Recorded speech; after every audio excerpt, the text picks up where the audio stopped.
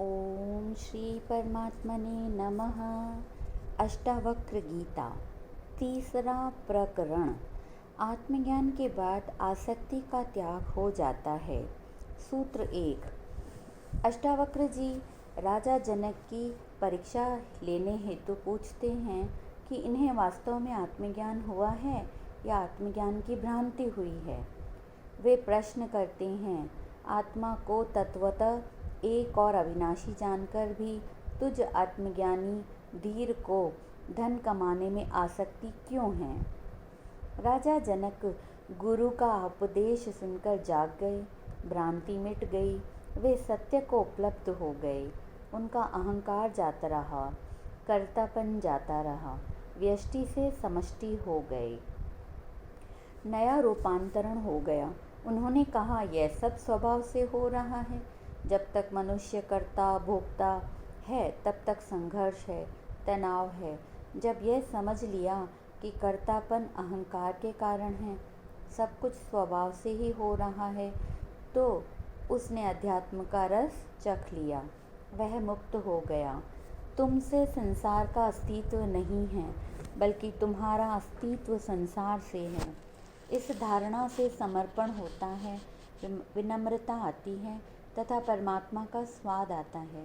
जनक को अभिव्यक्ति के बाद अष्टावक्र उनकी परीक्षा लेने हेतु कई प्रश्न करते हैं कि इसे वास्तव में आत्मज्ञान हुआ है या बौद्धिक भ्रांति मात्र हुई है। अष्टावक्र सामान्य शिक्षक नहीं हैं, वे गुरु हैं। शिक्षक बौद्धिक ज्ञान मात्र देते हैं, किंतु गुरु अनुभव देता है, रूपांतरण करता है, मुक्त कर देता है। बौद्धिक ज्ञान से ज्ञानी होने का भ्रम पैदा हो सकता है। शास्त्रों के अध्ययन एवं उपदेश से जानकारी होती है, पहुंचना नहीं हो सकता। ज्ञान आत्मजागृति से ही होता है। अष्टावक्र उनकी परीक्षा लेने हेतु प्रश्न करते हैं कि तूने आत्मा को एक और अविनाशी जान लिया, फिर तेरी धन कमाने में क्यों आसक्ति है? राजा जनक ने भौतिक पदार्थों का त्याग नहीं किया, कपड़े नहीं बदले, सन्यासी नहीं हुए, नग्न नहीं हुए, महल छोड़कर जंगल नहीं गए, राज्य भी नहीं छोड़ा।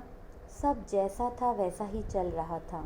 इसलिए अष्टावक्र पूछते हैं कि आत्मज्ञानी होकर तेरी क्या अभी भी धन कमाने में आसक्ति है?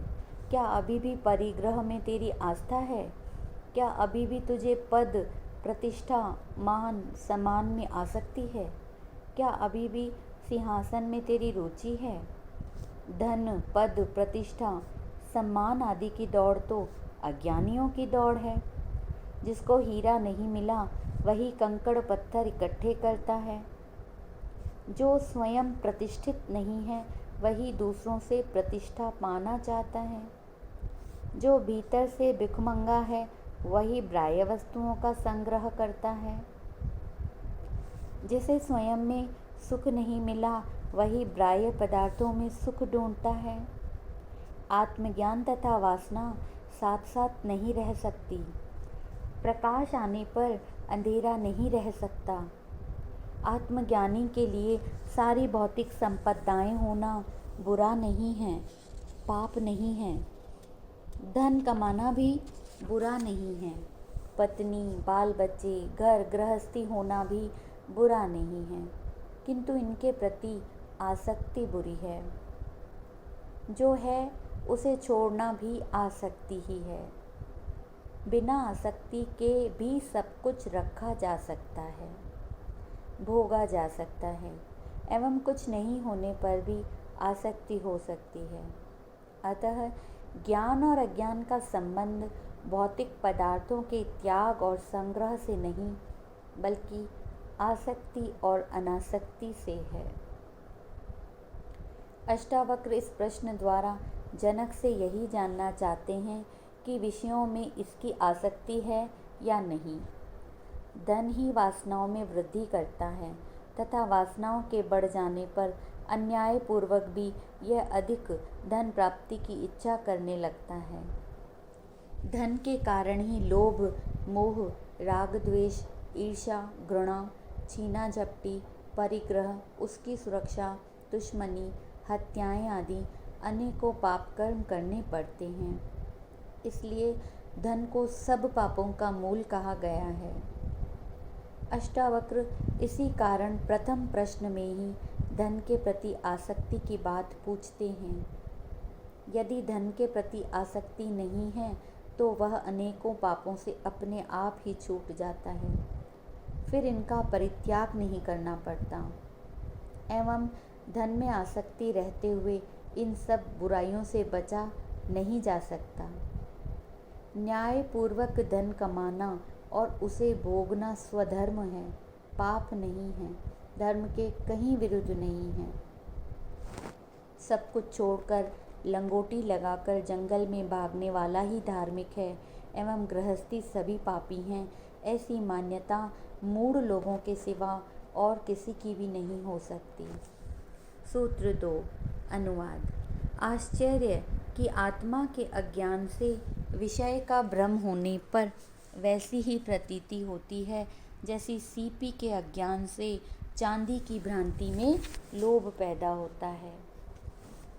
इस सूत्र में अष्टावक्र आसक्ति का कारण बताते हुए जनक से प्रश्न करते हैं कि जिस प्रकार सीपी के अज्ञान से उसमें चांदी की भ्रांति होती है एवं इसी चांदी की भ्रांति से लोभ पैदा होता है, जब स्पष्ट देख लिया कि यह चांदी नहीं है, सीपी है, तो फिर लोभ नष्ट हो जाना चाहिए।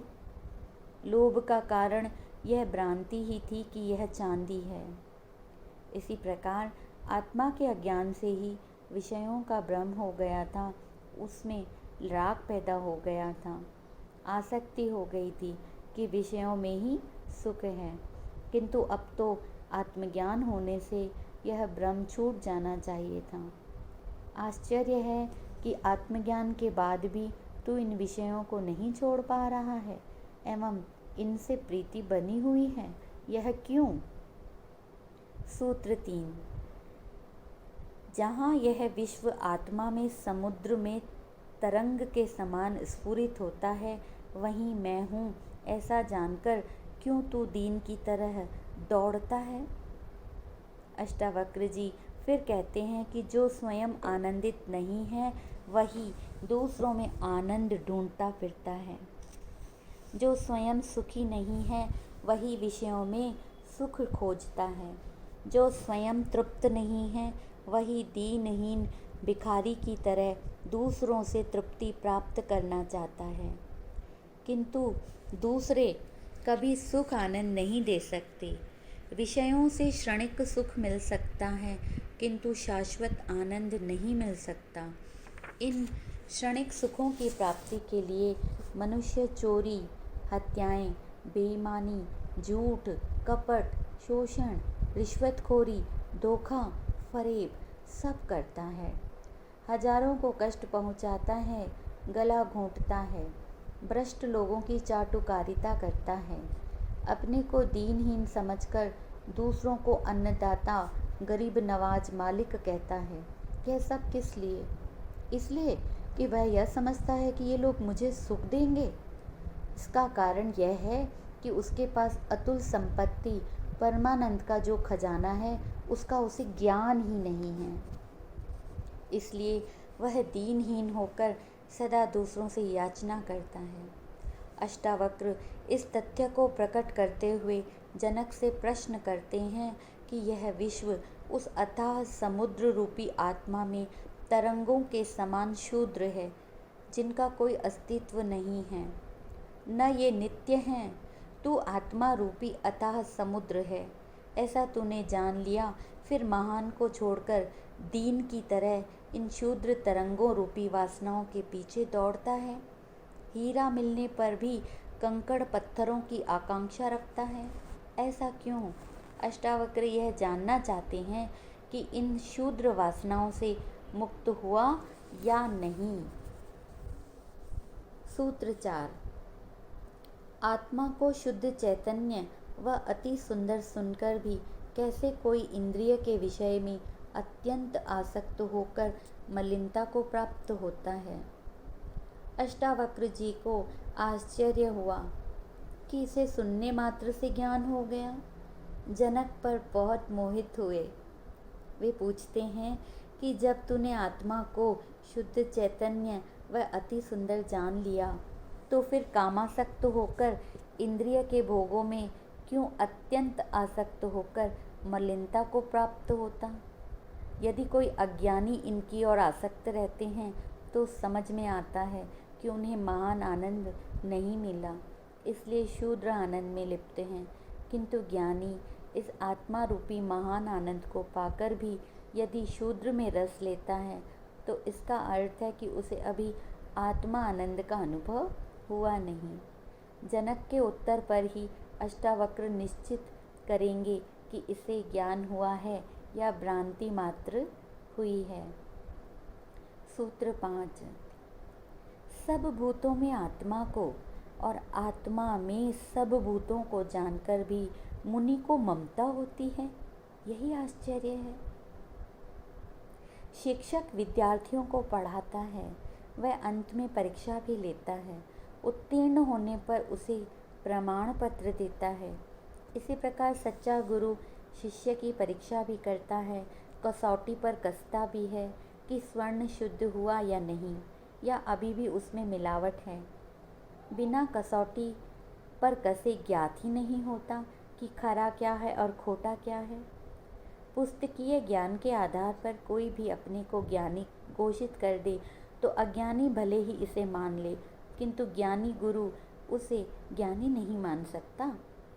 इसलिए अष्टावक्र जी ने भी अभी जनक के ज्ञान को मान्यता नहीं दी है। वे जनक को कसौटी पर कस रहे हैं। वे पूछते हैं, क्या तूने सब भूतों में आत्मा को और आत्मा में सब भूतों को जान लिया है?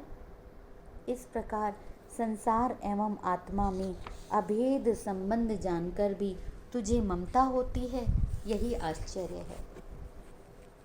सूत्र 6। परम अद्वैत में स्थित हुआ और मोक्ष के लिए उद्यत हुआ पुरुष काम के वश होकर क्रीड़ा के अभ्यास से व्याकुल होता है, यही आश्चर्य है। आत्मज्ञान के बिना मुक्ति नहीं होगी।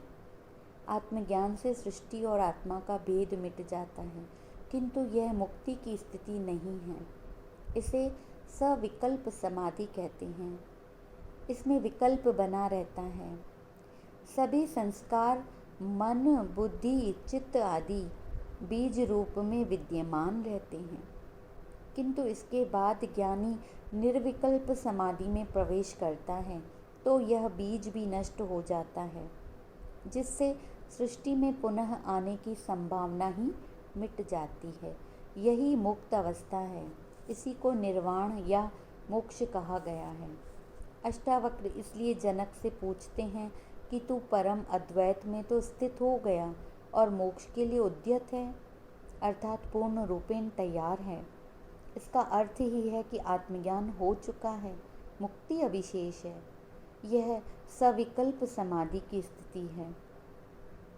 ऐसी स्थिति में पहुंचकर भी तू काम क्रीड़ा के अभ्यास से व्याकुल है, यही आश्चर्य है। अष्टावक्र यह जानना चाहते हैं कि तेरी काम के प्रति व्याकुलता नष्ट हुई या नहीं।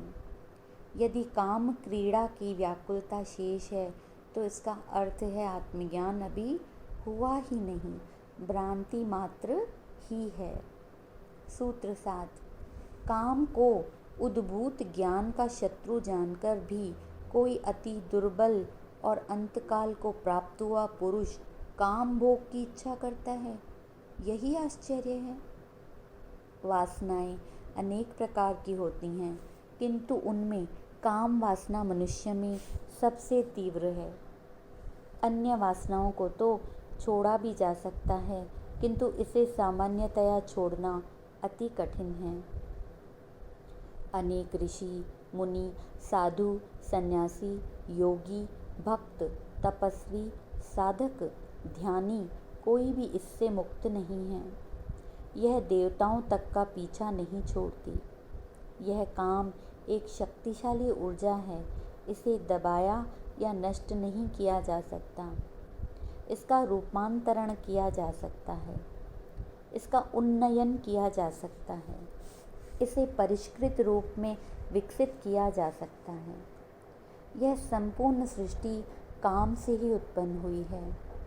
यह शक्ति ईश्वर प्रदत्त है, अतः हेय नहीं है, किंतु इसका उपयोग वासना रूप में करना हेय है।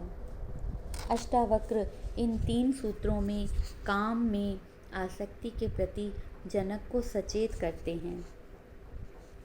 इस सूत्र में वे कहते हैं कि अत्यंत दुर्बल एवं मृत्यु समय के निकट पहुंचा हुआ व्यक्ति कभी काम भोग की इच्छा नहीं करता, किंतु ऐसा व्यक्ति भी यदि इसकी इच्छा करता है तो आश्चर्यजनक ही है। इसी प्रकार यह काम उस मनुष्य का महान शत्रु है जिसमें नया नया ज्ञान उद्भूत हुआ है, क्योंकि जन्मों जन्मों से जिस काम वासना का भोग के रूप में उपयोग किया है वह एक क्षण में आत्मज्ञान होते ही कैसे छूट सकती है। आत्मज्ञान तो एक क्षण में हो जाता है, किंतु चित्त की वृत्तियों को छोड़ने में थोड़ा समय लगता है। जब ये पूर्ण रूप से छूट जाती हैं तब होती है मुक्ति। जिस प्रकार प्रकाश और अंधकार एक साथ नहीं रह सके, या तो प्रकाश ही होगा या अंधकार ही, इसी प्रकार ज्ञान और संसार, ज्ञान और काम, ज्ञान और वासना एक साथ नहीं रह सकते। यदि ज्ञान हो गया तो संसार, काम, वासना नहीं रहेगी। यदि ये है तो इसका अर्थ है ज्ञान हुआ नहीं, ज्ञान का भ्रम हो गया है। इसलिए ज्ञानी कहता है संसार माया है, मिथ्या है, भ्रम है, किंतु अज्ञानी को यह ज्ञान ईश्वर, परमात्मा, आत्मा, ब्रह्म आदि स्वप्नवत, कल्पनावत, मायावत एवं ब्रह्म मालूम होते हैं। आत्मज्ञान की इस उच्च कसौटी पर अष्टावक्र जनक को कसते हुए पूछते हैं कि तुझे आत्मज्ञान हो गया ऐसा ज्ञात होता है, किंतु इस ज्ञान की स्थिति में तूने जान लिया कि यह काम उद्भूत ज्ञान का परम शत्रु है। काम का प्रभाव तुझ पर जन्मों जन्मों से है, ज्ञान नया नया है, इसलिए यह काम तुझे कभी भी अपनी ओर खींच सकता है। यह जानकर भी तू काम भोग की इच्छा करता है, यही आश्चर्य है।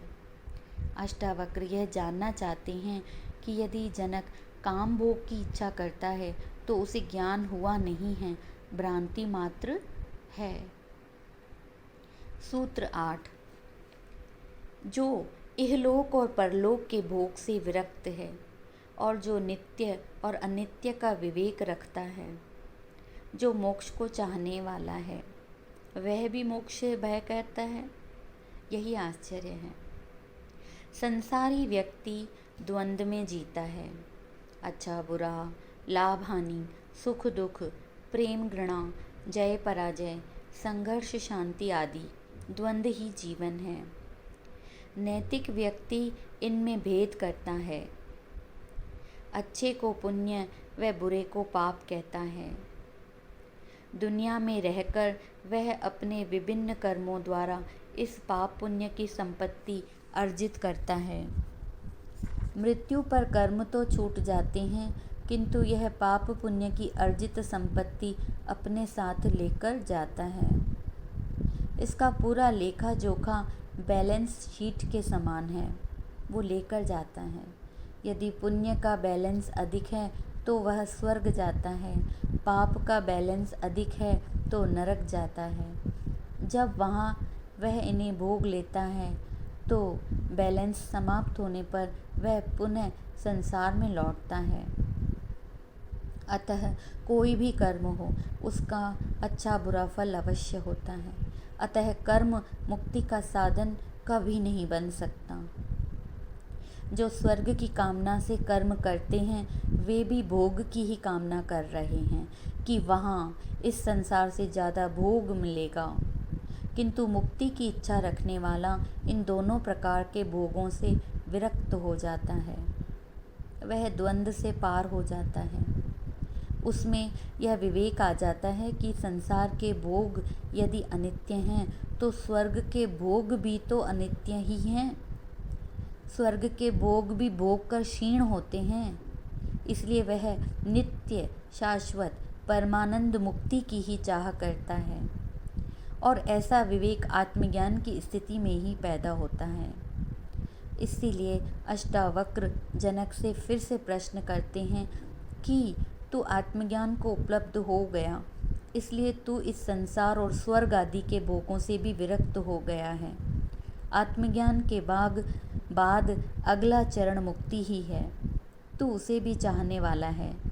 जो संस्कार, जो वृत्तियाँ बीज रूप में शेष हैं, उन्हें भी नष्ट करके तू पूर्ण रूपेण मुक्त होकर उस नित्य एवं शाश्वत को पाना चाहता है। फिर भी तुझे मोक्ष से भय लगता है। बड़ा आश्चर्य है। सामान्यतः मोक्ष में, मुक्ति में बड़ा भय लगता है। पूर्ण स्वतंत्रता में बड़ा भय है। बड़ी असुरक्षा है कि वहाँ भोग नहीं होंगे। इसलिए भोग की इच्छा करने वाला मुक्ति से भयभीत होता है, तथा जिसे मुक्ति से भय लगता है इसका अर्थ ही है कि उसकी अभी भोगने की वासना शेष है। अष्टावक्र इस सूत्र में जनक से यही जानना चाहते हैं कि इसकी भोग की वासना कहीं शेष तो नहीं है। सूत्र 9। धीर पुरुष तो भोगता हुआ भी और पीड़ित होता हुआ भी नित्य केवल आत्मा को देखता हुआ न प्रसन्न होता है न क्रुद्ध होता है। प्रसन्न होना, क्रुद्ध होना आदि मन के धर्म हैं, जो अहंकार के कारण अपना प्रभाव दिखाते हैं। अज्ञानी का जीवन मन और अहंकार से ही चलता है, इसलिए उनको इसका अनुभव होना स्वाभाविक है। धीर पुरुष अर्थात आत्मज्ञानी भी भोग तो भोगता ही है। वह प्रारब्ध कर्मों का भोग भी भोगता है। संसार में रहकर आवश्यक कर्म तो उसे भी करने ही पड़ते हैं, जिनसे उसे पीड़ा भी होती है। जैसे रामकृष्ण जी को कैंसर की पीड़ा, कृष्ण के पाँव में बाण लगना, जीसस को सूली पर लटकाना, मंसूर के हाथ पांव काट देना, दयानंद जी सरस्वती को जहर देना, सुकरात व मीराबाई को भी जहर देना आदि अत्यंत पीड़ाओं को आत्मज्ञानी भी भोगता ही है। वह सम्मान प्रशंसा भी पाता है, किंतु वह दोनों परिस्थितियों में केवल आत्मा को ही देखता हुआ प्रसन्नता और क्रोध जैसे मानसिक भावों से मुक्त ही रहता है। ये भाव उसे प्रभावित नहीं करते। यदि ये प्रभावित करते हैं तो ज्ञानी के लिए यह बड़ा आश्चर्य है कि उसे अभी ज्ञान नहीं हुआ है। सूत्र 10। जो अपने चेष्टारत शरीर को दूसरे के शरीर की भांति देखता है, वह महाशय पुरुष स्तुति और निंदा में भी कैसे क्षोभ को प्राप्त होता है। विरला है ये ज्ञान। इस सूत्र में अष्टावक्र जी कहते हैं कि आत्मज्ञान के बाद अपना ही यह शरीर आत्मा से भिन्न ज्ञात होने लगता है। ज्ञानी फिर आत्मा को ही अपना स्वरूप मानता है, शरीर को नहीं। ज्ञान के बाद भी उसका शरीर तो चेष्टारत रहता ही है। शरीर के चेष्टारत रहने से उसे स्तुति और निंदा भी प्राप्त होती है, किंतु ज्ञानी अपने को इस शरीर से भिन्न मानता है, जिससे वह उस स्तुति और निंदा से क्षोभ को प्राप्त नहीं होता। क्षोभ तो तब प्राप्त होता है जब वह इस स्तुति और निंदा को अपनी स्तुति और निंदा समझता है। ज्ञानी इन्हें इस प्रकार देखता है कि जैसे यह निंदा और स्तुति किसी और की जा रही है। वाह, क्या बात है! यदि ज्ञानी को भी ऐसा क्षोभ होता है तो इसका अर्थ है अभी ज्ञान हुआ नहीं है। कितने अजब तरीके हैं गुरु और अष्टावक्र जी के जनक जी को परखने के लिए। सूत्र 11। जो इस विश्व को माया मात्र देखता है और जो आश्चर्य को पार कर गया है, वह धीर पुरुष मृत्यु के आने पर भी क्यों भयभीत होता है। अष्टावक्र जी जनक से यह भी जानना चाहते हैं कि वह मृत्यु से भयभीत तो नहीं है। वे कहते हैं, अज्ञानी के लिए तो संसार ही सत्य है। वह इसी में रहता है, खाता पीता, हंसता खेलता और बड़ा होता है, अपना विकास करता है। संसार के राग द्वेष प्रेम घृणा सबसे प्रभावित होता है। वह संसार को ही भोग का साधन व उन्नति का मार्ग मानता है। कई तो संसार को ही स्वर्ग कहते हैं, किंतु आत्मज्ञानी को जब वास्तविकता का ज्ञान हो जाता है तो वह संसार को माया या ब्रह्म देखने लगता है, क्योंकि उसे इससे भी बहुमूल्य मिल गया है।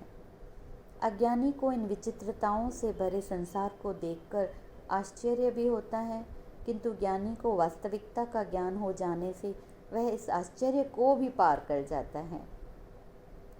संसारी तो मृत्यु से भयभीत होता ही है कि न जाने इसके बाद कौन सी योनि मिलेगी, स्वर्ग नरक में क्या सुख दुख होंगे। सबसे बड़ी उसकी जीने की वह भोगने की वासना ही मृत्यु हो रही है। वह अनजाने पथ पर जा रहा है, इससे उसे भय लगता है। मरते तो सभी हैं, यह जानते हुए भी मरना कोई नहीं चाहता। ऐसे सभी अज्ञानी तो मृत्यु से भयभीत हैं, किंतु अष्टावक्र जनक से पूछते हैं, क्या ज्ञानी होकर जब तूने संसार को माया की भांति जाना ही नहीं, देख भी लिया है, तो भी मृत्यु से भयभीत है? क्योंकि ज्ञानी मृत्यु से भयभीत नहीं होते, वे उत्सव की भांति उसका स्वागत किया करते हैं। शरीर के प्रति आसक्ति रखने वाले को ही मृत्यु का भय अधिक सताता है। सूत्र 12। जिस महात्मा का मन नैराश्य में यानी मोक्ष में भी स्पृहा नहीं रखता, उस आत्मज्ञान से तृप्त पुरुष की तुलना किससे की जाए। अष्टावक्र जी जनक से ऊंचे स्तर का प्रश्न करते हैं कि संसारी तो मृत्यु से भयभीत होता ही है, किंतु ज्ञानी को तो भयभीत नहीं होना चाहिए। भय इच्छा और वासना के छूटने से होता है, अन्यथा कोई भय नहीं है। वे कहते हैं, ज्ञानी संसार की तो क्या मोक्ष की भी इच्छा नहीं करता। गुरु कहते हैं, यदि उसने मोक्ष की भी इच्छा की तो वह भी उसकी वासना ही हुई, क्योंकि जहाँ वासना है वहाँ मोक्ष का प्रश्न नहीं उठता, मोक्ष नहीं हो सकता। अतः अष्टावक्र जी जनक को फिर समझाते हैं, जो बिना किसी प्रकार की इच्छा करते हुए केवल आत्मज्ञान से तृप्त हैं, केवल आत्मा आनंद का अनुभव कर रहे हैं, वह मुक्त है, मुक्ति से भी बढ़कर है। ऐसे व्यक्ति की तुलना किसी से भी नहीं हो सकती। अष्टावक्र जनक से यह जानना चाहते हैं कि उनकी मोक्ष में स्पृहा तो नहीं है। कितना अजब है, मोक्ष की भी स्पृहा छोड़ देनी पड़ती है। कितनी निराली बात है। सूत्र 13। जो जानता है कि यह दृश्य स्वभाव से ही कुछ नहीं है, वह धीर बुद्धि कैसे देख सकता है कि यह ग्रहण करने योग्य है और यह त्यागने योग्य है। अज्ञानी को आत्मा का ज्ञान नहीं होने से वह संसार को ही सब कुछ देखता है, किंतु जिसे आत्मा का ज्ञान हो गया है, उस ज्ञानी व आत्मा की तो संपूर्ण सत्ता ज्ञात होने लगती है। वह संसार को अनित्य, माया जाल, भ्रम समझने लगता है। उसे आत्मा ही नित्य और सत्य प्रतीत होती है। फिर वह इस अनित्य जगत से क्या प्राप्त करने की इच्छा रखता है। जिसे महान मिल गया, विराट मिल गया, वह शूद्र की क्यों अपेक्षा करेगा। आत्मज्ञानी को यह सब दृश्य जगत स्वभाव से कुछ नहीं है, सब कुछ आत्मा ही है, ऐसा ज्ञान हो जाता है। ऐसा ज्ञानी इस संसार में कुछ न कुछ त्यागने योग्य समझता है और न ग्रहण करने योग्य। ग्रहण और त्याग दोनों ही अहंकार के भिन्न रूप हैं। अहंकार वश ही संसारी सब कुछ अपने लिए पाना चाहता है और अहंकार के कारण ही उसका त्याग भी है। वह छोड़ता है तो पुनः स्वर्ग में मिलेगा, इस आश्वासन पर छोड़ता है। पाखंडी अहंकारी सब कुछ छोड़कर नग्न हो सकता है, किंतु ऐसा भी यदि अहंकार के कारण ही किया गया है तो वह त्याग नहीं है, मूढ़ता मात्र है। छोड़ना पाने की कोई शर्त नहीं है। जहाँ भी मैं मौजूद है, कर्ता मौजूद है, वहाँ अहंकार ही है। ज्ञानी त्याग करता नहीं, उससे त्याग घट जाता है। ज्ञानी त्याग करता नहीं, त्याग हो जाता है, किया नहीं जाता, कर्ता खो जाता है। वह अपना सब कुछ समझता ही नहीं है, सभी कुछ ईश्वर का समझता है। वह संसार को कंकड़ पत्थर से अधिक महत्व नहीं देता। फिर किसका त्याग करे, किसको ग्रहण करे? भोग और त्याग दोनों ही अहंकार के रहते हुए कृत्य हैं, कर्म हैं। ज्ञानी के लिए दोनों का कोई महत्व नहीं है। सूत्र 14। जिसने अंतःकरण के कषाय को त्याग दिया है और जो द्वंद्व रहित और आशा रहित हैं, ऐसे पुरुष को दैव योग से प्राप्त भोगों में न दुख है न सुख है। इस अंतिम सूत्र में अष्टावक्र जनक को और पूछते हैं कि तू आत्मज्ञानी है, तेरे अंतःकरण का विषय वासना संबंधी सारा मल धुल चुका है, तू द्वंद्व रहित है और आशा रहित हो चुका है। तुझे दैव योग से प्राप्त भोगों को ईश्वर का वरदान समझकर भोग करना चाहिए। तुझे इनमें सुख दुख नहीं होना चाहिए, अर्थात जो भी अच्छा बुरा होता है उसे दैव योग समझकर भोग लेना चाहिए। यदि ऐसी प्रतिक्रिया होती है तो इसका अर्थ है अभी मन जीवित है, आत्मज्ञान हुआ नहीं। ज्ञानी वही है जो स्वविवेक से जीता है। क्या अच्छा है, क्या बुरा है, क्या ग्रहण है, क्या त्याग है, इसका निर्णय स्वविवेक से ही करता है। ज्ञानी कभी सांसारिक नियमों, रूढ़ियों और मर्यादाओं से प्रभावित नहीं होता। अष्टावक्र इन 14 सूत्रों के द्वारा जनक के आत्मज्ञान की परीक्षा कर रहे हैं। इति अष्टावक्र गीतायां तृतीयं प्रकरणं समाप्तम्। ओम श्री परमात्मने नमः। ओम पूर्णमदः पूर्णम् इदं पूर्णात् पूर्णं वशिष्यते पूर्णस्य पूर्णमादाय पूर्णमेवावशिष्यते। ओम शांति शांति शांति।